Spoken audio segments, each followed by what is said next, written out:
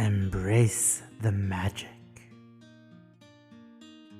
Greetings, fellow wizards. Today I want to talk about a cRPG called Knights of the Chalice 2. And this is because I haven't seen a lot of videos, hardly any, about this game. And it was released in 2022, it holds a mostly positive Steam review right now.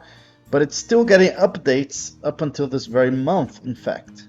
And it's based off the open gaming license D&D 3.5 edition, which is like Neverwinter Nights 2. So this is interesting because it has very cool homebrew, as we'll see up ahead. And even though I haven't finished the game yet, I did play quite a bit a while back.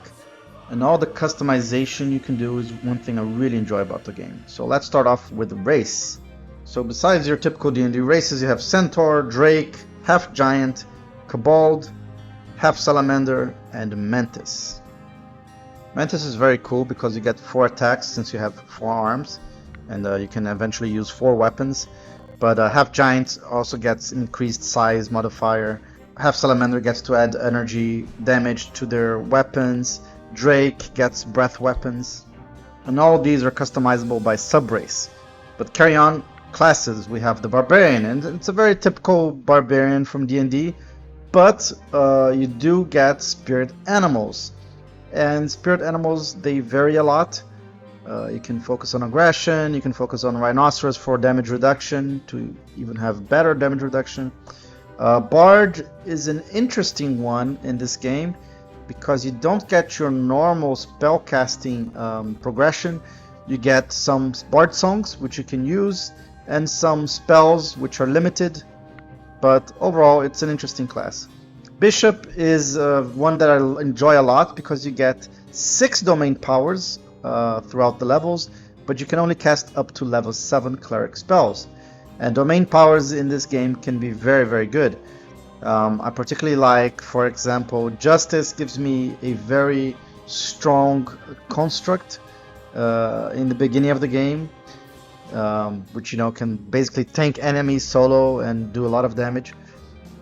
And you can have things like, let's say, Hunting, which gives you a bunch of bonus feats, which also help you in the early game.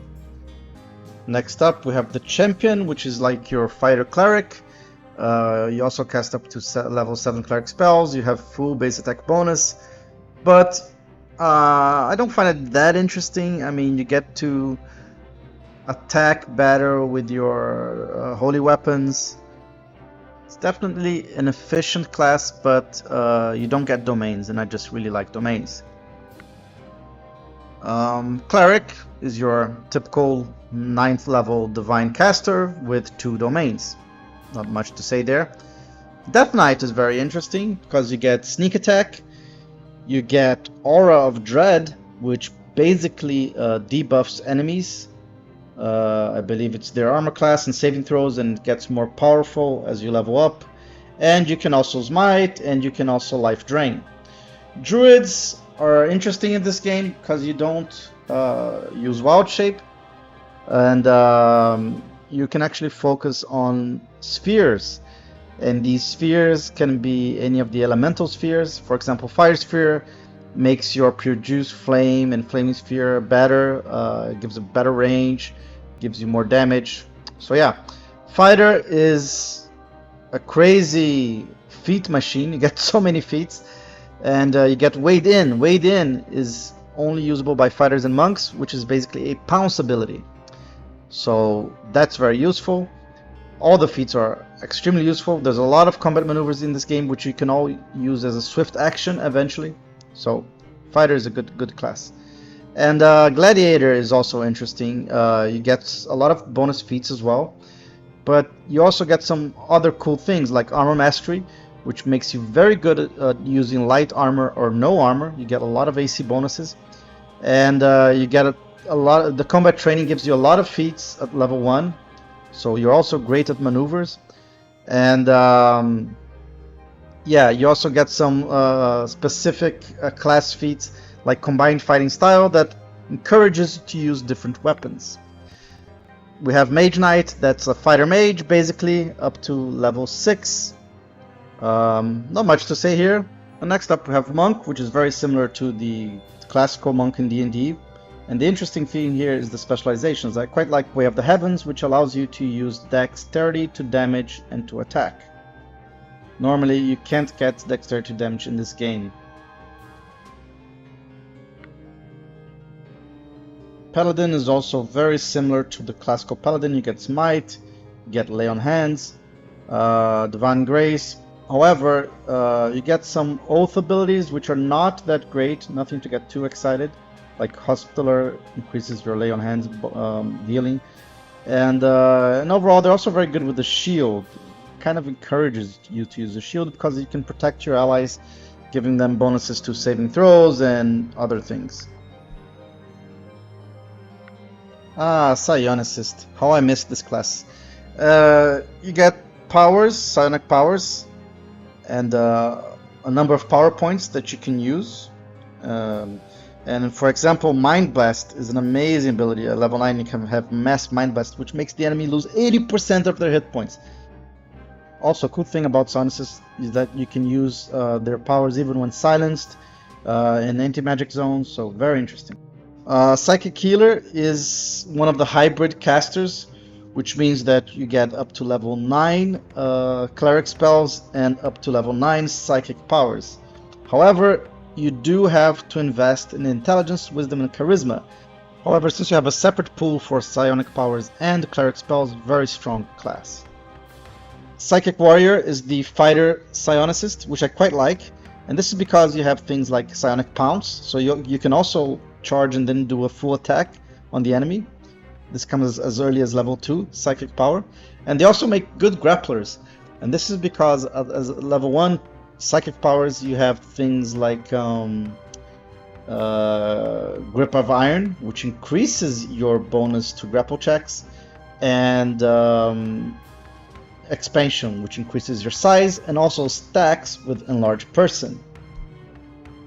Ranger is also an interesting class in this game because you get some interesting shots that you can only make once per turn. Careful Shot really boosts your accuracy, and Critical Shot guarantees a crit. But more interesting, you actually focus on magic arrows because you can make up various effects that last for a few rounds on your magic arrows with lesser magic arrow, and eventually at level 4 you get greater magic arrow, and this can do things like stunning an enemy, slowing, holding, so it's quite useful to invest in wisdom as a ranger.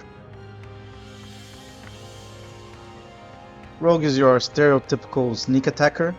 However, again, you do get some interesting specializations. Assassin, for example, can ignore immunity to critical hits at the cost of slightly reduced sneak attack damage. And Fencer, for example, is also cool because you get dexterity to damage. Samurai is another interesting homebrew class that's very front-loaded. You get Whirlwind Attack at level 1, which is kind of crazy. And you're very focused in not using shields and using swords mostly, although you can expand that to other weapons.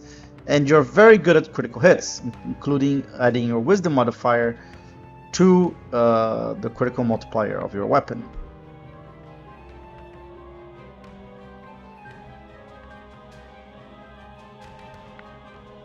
Next up we have the Sorcerer, which is another hybrid, and it's very similar to Divine Soul in D&D 5th edition, in that you get both cleric and wizard spells to choose from. Storm Warrior is your fighter druid, basically, that gets up to level 7 druid spells, and they're very good at using, for example, shocking burst weapons. Warlock is your third hybrid, and this time between wizard spells and psionic powers, and they're also very flexible in the type of damage they can deal. For example, they can grab Arcane Transmutation and convert wizard spells with energy qualifier to another type of energy damage. And last up we have wizards, and I quite like the wizard because they get familiars. Familiars can grant you interesting passives as well as skills that you can use in the game, and you also get, like the sorcerer, you get to focus on a type of school So Phoenix is like the evocation school, and you get a bunch of bonuses to, evocation spells, increase their range, increase their damage. And at level 15, like the sorcerer, you can choose an elemental form associated with the thing you are tuned to. So like the Phoenix, you get 50% extra energy damage. Very powerful. So choose your alignment, assign your ability scores, and then add it to your party roster. Oh, and we should also mention skills.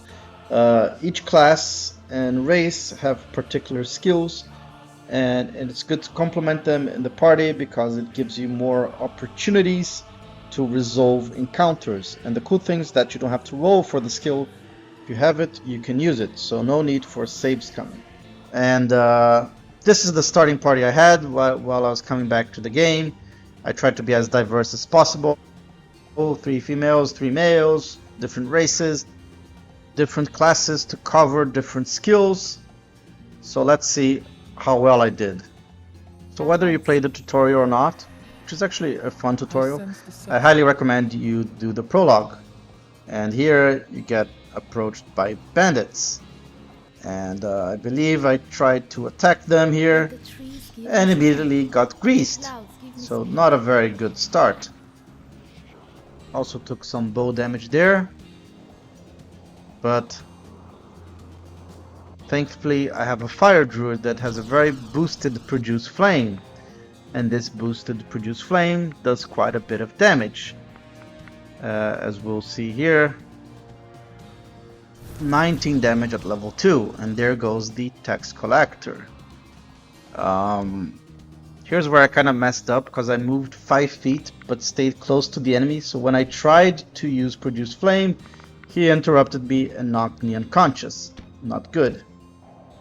On the other hand, my wizard still had grease, so I was able to prone that enemy and eventually finish off the rest of the bandits. But took a lot of damage in the way.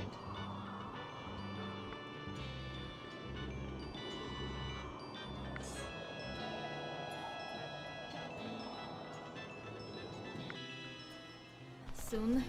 And oh look, a friendly dryad. Shall we help her? Why not, I said. Surely it will be easy for this group. And immediately one of the undead approaches and makes one of my party members unconscious.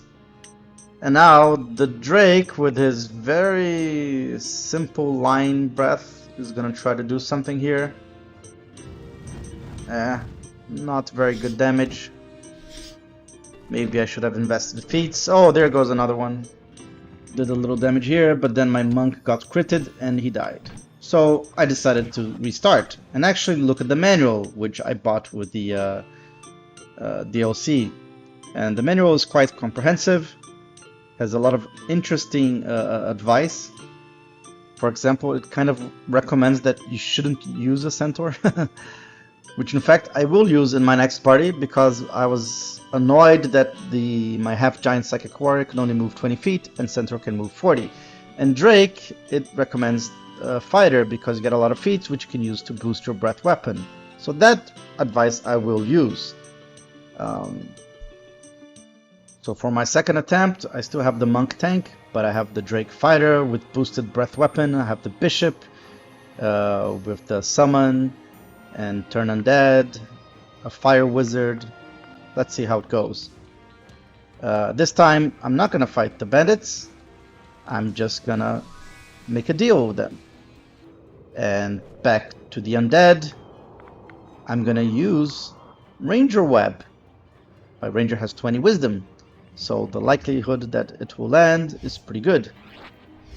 And I can even do a nice little combo afterwards. Oh, there goes my centaur psychic warrior. Can move a lot faster this time.